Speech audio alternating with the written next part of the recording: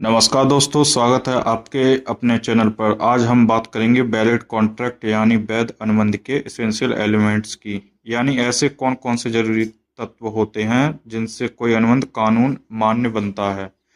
अगर आप कानून के छात्र हैं, प्रतियोगी परीक्षाओं की तैयारी कर रहे हैं या कॉन्ट्रैक्ट लॉ को समझना चाहते हैं तो ये वीडियो आपके लिए बहुत काम का है। वीडियो को अंत तक जरूर देखें। पहला, प्रस्ताव और स्वीकृति, ऑफर एंड एक्सेप्टेंस। सबसे पहला और जरूरी तत्व है प्रस्ताव और स्वीकृति यानी ऑफर एंड एक्सेप्टेंस।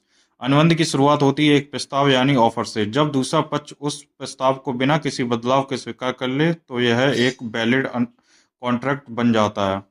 उदाहरण, ए ने बी से कहा कि वो अपनी कार 1 लाख में बेचना चाहता है। बी ने कहा ठीक है, मैं खरीदता हूँ। अब ये प्रस्ताव और स्वीकृति मिलकर एक वैलिड कॉन्ट्रैक्ट बना रहे हैं। सेकंड, कानूनी संबंध बनाने की मंशा, intention to create legal relationship.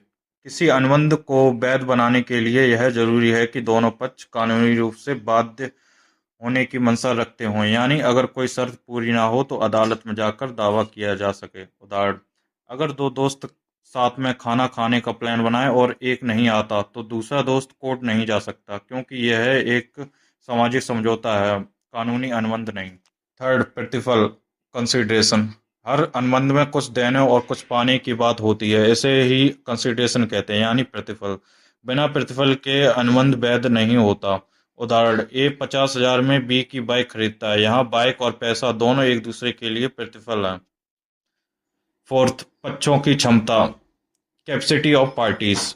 अनुबंध करने वाले लोगों की कानूनी क्षमता होनी चाहिए, मतलब वे बालिग हों, मानसिक रूप से स्वस्थ हों और दिवालिया ना हों। उदाहरण, अगर 15 साल का बच्चा 20,000 में मोबाइल खरीदे तो वो अनुबंध मान्य नहीं माना जाएगा, क्योंकि वह बालिग नहीं है। फिफ्थ, स्वतंत्र सहमति, फ्री कंसेंट। किसी अनुबंध की सहमति दबाव, धोखे या भ्रम में आकर नहीं होनी चाहिए। अगर ऐसा होता है तो अनुबंध अवैध हो सकता है। उदाहरण, ए ने बी को धमकी दी कि अगर वह जमीन न बेचे तो अंजाम भुगतना पड़ेगा। यह सहमति स्वतंत्र नहीं है, इसलिए यह अनुबंध वैध नहीं है।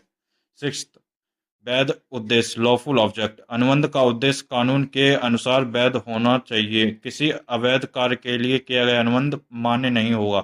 उदाहरण, अगर कोई अनुबंध ड्रग्स बेचने का है तो वह कानून की नज़र में अमान्य है, चाहे दोनों पक्ष राजी हों। सेवेंथ, निश्चितता और निष्पादन की संभावना, certainty and possibility of performance.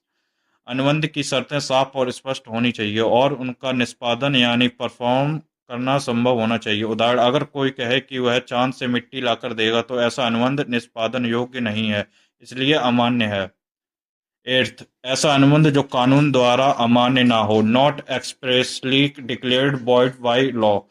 कुछ अनुबंध ऐसे होते हैं जो कानून के अनुसार वॉइड होते हैं, चाहे दोनों पक्षों की सहमति हो, जैसे कि सट्टेबाजी, रिश्वत या व्यापार में बाधा डालने वाले अनुबंध। उदाहरण, अगर ए और बी क्रिकेट मैच पर पैसे लगाकर जीत हार पर शर्त लगाते हैं तो यह अनुबंध अमान्य है। दोस्तों, ये थे एक वैध अनुबंध के 8 जरूरी तत्व। इन्हें ध्यान में रखकर ही कोई भी अनुबंध किया जाना चाहिए। ये कॉन्ट्रैक्ट लॉ का आधार है और हर छात्र, व्यापारी या आम नागरिक के लिए जानना जरूरी है।